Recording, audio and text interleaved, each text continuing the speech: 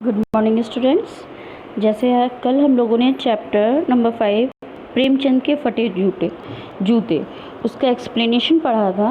अब हम लोग उसी चैप्टर की एक्सरसाइज करेंगे। उस चैप्टर का नेम डाल करके स्टार्ट करके और आप लोग क्वेश्चन आंसर लिखना स्टार्ट करिएगा, ठीक है। एक्सप्लेन मैं कर दे रही हूँ, उसके बाद आप लोग वीडियो देख करके और लिखते रहें। फर्स्ट क्वेश्चन है, श्री हरिशंकर परसाई ने प्रेमचंद का जो शब्द चित्र हमारे सामने प्रस्तुत किया है उससे प्रेमचंद के व्यक्तित्व की कौन कौन सी विशेषताएं उभर कर आती हैं। आंसर, हरिशंकर परसाई ने प्रेमचंद का जो शब्द चित्र प्रस्तुत किया है, शब्द चित्र मीन्स शब्दों के द्वारा उनका चित्र जो प्रस्तुत किया है, उससे प्रेमचंद के व्यक्तित्व की निम्नलिखित विशेषताएं उभर कर सामने आती हैं। नंबर 1, सरल सादगी भरा रहन सहन। प्रेमचंद का जीवन बहुत ही सादगीपूर्ण था। वो बहुत ही सरलता से, सादगी से रहा करते थे। सिर पर मोटे कपड़े की टोपी लगाते थे, कुर्ता पहनते थे, धोती पहनते थे और पैरों में कैनवस के जूते पहनते थे, ठीक है। तो इस प्रकार प्रेमचंद का व्यक्तित्व जो था, रहन सहन जो था, सरल सादगी भरा था। सेकेंड, साधारण व्यक्तित्व। प्रेमचंद की कनपटी चिपकी हुई थी, गालों की हड्डियां उभरी हुई थीं। वे घनी मूछें रखते थे जिससे उनका चेहरा भरा भरा प्रतीत होता था। जिसकी घनी मूछें हैं उसका चेहरा भरा भरा प्रतीत होता है। थर्ड, दिखावे से दूर। प्रेमचंद में दिखावटीपन नहीं था। उनको ये जैसा वो रहते थे वैसे ही दिखते भी थे। प्रेमचंद जी प्रदर्शन से दूर रहते थे। यही कारण है कि उनके जूते अव्यवस्थित ढंग से बंधे थे। इतना ही नहीं, उनके फीतों की लोहे की पतरी निकली हुई थी और बाएं जूते में एक बड़ा सा छेद हो गया था जिससे उंगली बाहर निकली हुई थी। ये कब का है? जब उन्होंने फोटो, लेखक जो है वो उनका फोटो, प्रेमचंद का फोटो देख रहा था, तभी उसने ये सारी बातें कही थी। तो जब ये था कि प्रेमचंद जी ने फोटो खिंचाया तो भी उन्होंने अपने दिखावे पर ध्यान नहीं दिया, बाहरी दिखावे पर ध्यान नहीं दिया। वो जैसे थे वैसा ही उन्होंने फ़ोटो खिंचाया। तो क्या हुआ कि उनका जूता जो था बस छेद हो गया था जिससे उंगली बाहर निकली थी और उनकी लापरवाही का परिचायक था। फोर्थ, आर्थिक अभावों से ग्रस्त। प्रेमचंद जी जीवन भर आर्थिक अभावों से ग्रस्त रहे, इसीलिए पत्नी के साथ फ़ोटो खिंचवाते समय वही सामान्य वस्त्र और फटा जूता पहने हुए थे। उनमें फ़ोटो खिंचवाने के लिए भी अच्छा जूता खरीदने की सामर्थ्य नहीं थी। उनके पास अलग अलग अवसरों के लिए अलग अलग पोशाकें नहीं थी, जैसा कि आमतौर पे लोग रखते हैं। अब पहले ऐसा नहीं हुआ करता था, लेकिन अब जो है लोग अलग अलग, ट्यूशन जाने के लिए अलग हैं, कॉलेज जाने के लिए अलग हैं, पार्टी में जाने के लिए अलग हैं, मार्केट जाने के लिए अलग हैं, लेकिन पहले के लोगों के साथ ऐसा नहीं हुआ करता था। फिफ्थ, बेपरवाह और विश्वासी। प्रेमचंद रहन सहन के संबंध में बड़े बेपरवाह थे। फटे जूते पहनने पर भी उनके मन में तनिक भी संकोच व लज्जा नहीं थी। उनके चेहरे पर बड़ी बेपरवाही और बड़ा विश्वास था। कष्टपूर्ण जीवन। प्रेमचंद ने बचपन से लेकर जीवन के अंत तक अनेक कष्ट सहन किए थे। उनका जीवन दुखों से भरपूर था। फोटो खिंचवाते समय भी उनके मुख पर मुस्कान न थी। बड़े प्रयास से मुख पर व्यंग भरी अधूरी मुस्कान आ पाई थी, क्योंकि वो इतना, जब व्यक्ति अंदर से दुखी होता है तो वो ऊपर से हंसना इतना आसान नहीं होता। वो ज़माने को दिखाने के लिए हंस रहा है, लेकिन अंदर से कितना दुखी है ये तो वो ही जानता है। और इतनी सरलता, जो अंदर से व्यक्ति मन से खुश नहीं होता है तो उसके चेहरे पर मुस्कान भी बड़ी कठिनता से आती है।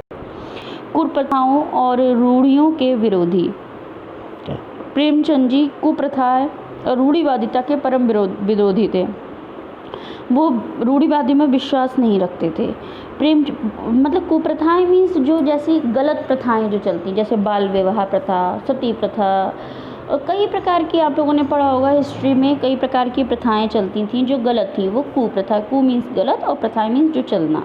रूढ़िवादिता मीन्स पुराना, एक ही लीक के फ़कीर हो जाना, जो पुराना चला वही रूढ़िवादिता चली आ रही है, वही चीज़ है। प्रेमचंद के व्यक्तित्व की सबसे बड़ी विशेषता थी कि वे समाज में प्रचलित सामाजिक कुप्रथाओं और रूढ़ियों के विरोधी थे। वे समाज को सभी प्रकार की कुरीतियों, पाखंडों, भ्रष्टाचार, ऊंच नीच, बाल विवाह, छुआछूत आदि से मुक्त रखना चाहते थे। उनके लिए किसी भी प्रकार का समझौता नहीं किया। इसके लिए वे निरंतर उन पर प्रहार करते रहे। ठीक है, तो ये आपने प्रेमचंद जी के बारे में पढ़ लिया कि उनका व्यक्तित्व कैसा था, कैसी विशेषताएं थी उनकी। साधारण व्यक्तित्व था, सरल सादगी भरा रहन सहन था, दिखावे से दूर रहा करते थे, आर्थिक अभावों से ग्रस्त थे, बेपरवाह थे और अविश्वासी थे। कष्टपूर्ण जीवन था उनका, कुप्रथाओं और रूढ़ियों के विरोधी थे। ये फर्स्ट क्वेश्चन आपका कंप्लीट हो गया। अब आता है सेकंड क्वेश्चन। सही उत्तर के सामने का निशान लगाइए। अब आप इसमें सही वाला ही लिखेंगे केवल, और बाकी नहीं लिखेंगे। एक केवल लिख लीजिएगा ऑप्शन जो सही है। बाएं पाँव का जूता ठीक है, मगर दाहिने जूते में बड़ा छेद हो गया जिसमें से उंगली बाहर निकल आई है, तो ये गलत है। उनके बाएं पैर के जूते से उंगली निकली थी, दाहिना जूता ठीक था।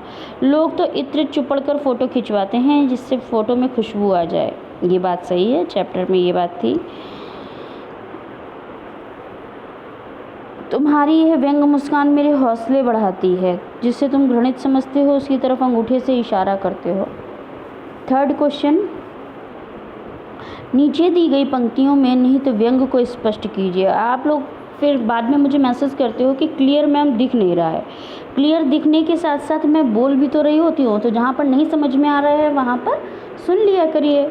जूता जैसे कि का है, व्यंग को स्पष्ट करना है। का है, जूता हमेशा टोपी से कीमती रहा है। अब यहाँ पर मैं बोल रही हूँ, और वैसे भी आप समझ सकते हो जब चैप्टर आपने पढ़ा है तो टोपी के साथ में क्या आएगा, जूता आएगा। जूता हमेशा टोपी से कीमती रहा है। अब तो जूते की कीमत और बढ़ गई है, और एक जूते पर 2500 टोपियाँ निछावर होती हैं। ये एक यहाँ पर बात कही गई थी, व्यंग कहा गया था। अब इसका अर्थ है, सम्मान, आदर, इज्जत की प्रतीक टोपी की कीमत कम, और अनादर, अपमान और उपेक्षा के प्रतीक जूते की कीमतें सदा से पर्याप्त अधिक रही हैं। जूता ज़्यादा महंगा होता है, टोपी सस्ती होती है। चापलूसी, बेहयाई जैसे अपमानित कार्य करने वालों के समक्ष सम्मानजनक आदरणीय व्यक्तियों का कोई महत्व नहीं रहा है। चांदी के जूते की मार के सामने अनेक टोपियां झुक जाती हैं। कहते हैं कि जो चापलूसी करता है, देखिए, वो सफल होता है, और जो आदर्शपूर्ण जीवन व्यतीत करता है वो उतना, हाँ, लेकिन सफलता नहीं मिलती। तो इसका मतलब ये नहीं है कि हमें सफलता कभी नहीं मिलेगी या हमें सम्मानपूर्ण जीवन नहीं जीना चाहिए, आदर्शपूर्ण जीवन नहीं जाना चाहिए। उसका अपनी जगह एक अलग अर्थ मिलता है, उसकी अपनी इज्जत होती है। तो इसलिए हमें किसी की चापलूसी और बदतमीजी वगैरह नहीं देना चाहिए। सिखा है, तुम पर्दे का महत्व नहीं जानते। हम पर्दे पर कुर्बान हो रहे हैं कि तुम पर्दे का मतलब ही नहीं जान रहे हो, हम कुर्बान हो रहे हैं। तो आजकल तो सभी अनैतिक, अनुचित कार्य पर्दे में रहकर किए जाते हैं। जितने गलत काम होते हैं सभी कुछ पर्दे के पीछे पर्दे के पीछे रहकर किया जा रहा है। वर्तमान में लोग भ्रष्टाचार, लूट खसोट, शोषण, बेईमानी आदि सभी कार्य छिपकर किए जा रहे हैं। लोग अपनी वास्तविकता को प्रकट नहीं करते। तुम अर्थात प्रेमचंद पर्दे को महत्व नहीं देते थे। वे सभी कार्य खुले रहकर सबके सामने रखते थे। जिसे तुम घृणित समझते हो उसकी तरफ हाथ की नहीं, पाँव की उंगली इशारा करते हो। तो प्रेमचंद समाज में जिस कार्य को घृणा करने योग्य समझते हैं उसकी ओर हाथ से संकेत करने की अपेक्षा पाँव की उंगली से संकेत करते हैं। अर्थात प्रेमचंद रूढ़िवादियों की ओर संकेत करते हैं कि वे लातों से ही मानेंगे। हाथ का संकेत निर्बलता का द्योतक है कि वो, जो लोग सीधी नहीं मानते हैं वो लात खाते हैं, ये प्रेमचंद जी कहना चाहते हैं। फिर नेक्स्ट क्वेश्चन हमारा आता है,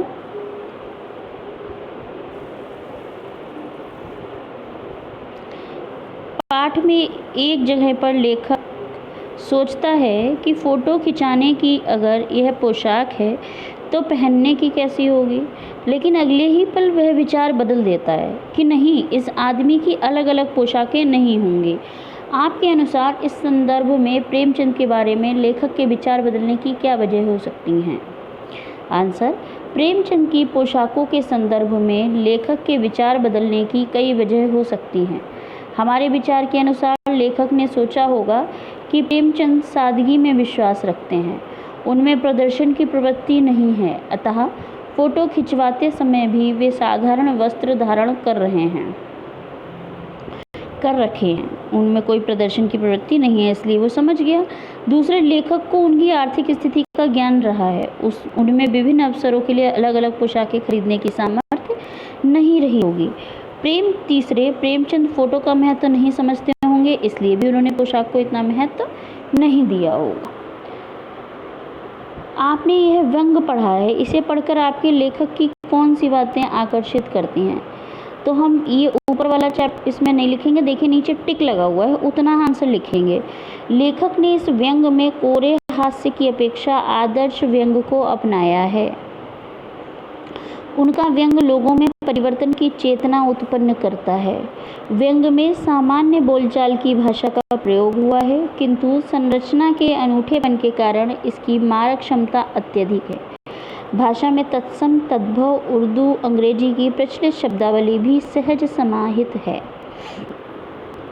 नेक्स्ट क्वेश्चन, पाठ में टीले शब्द का प्रयोग किन संदर्भों को इंगित करने के लिए किया गया होगा? टीले जो शब्द यूज किया गया है वो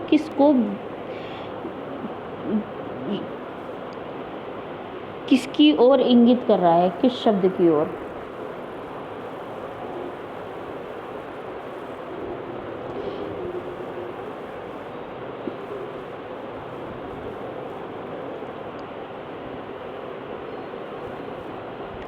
देखिए आंसर, पाठ में टीले शब्द का प्रयोग,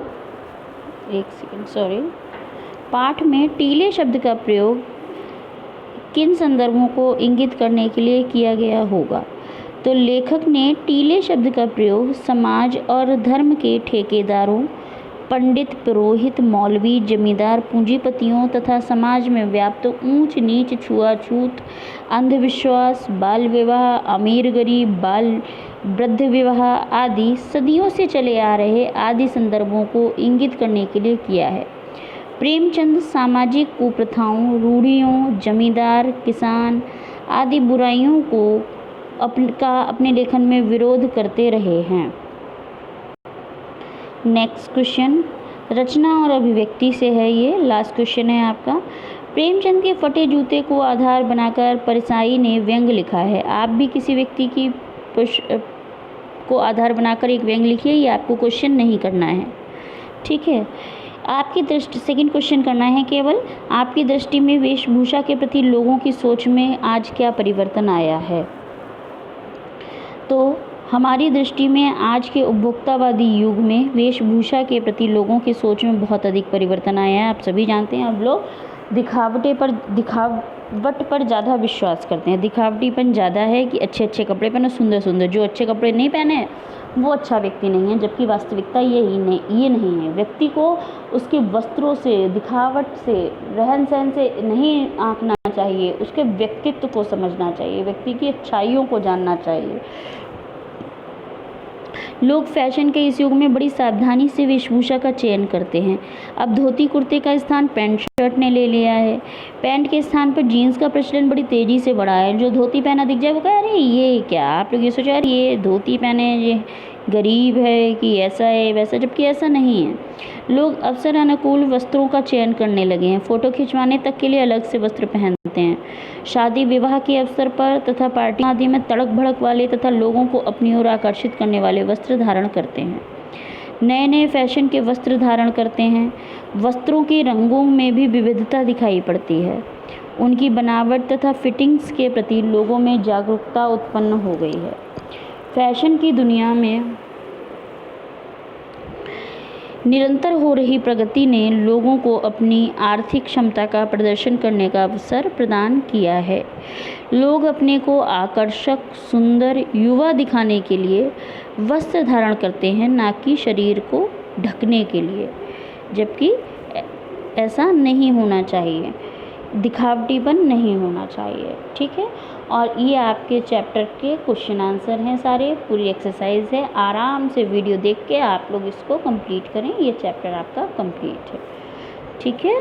तब तक के लिए गुड डे।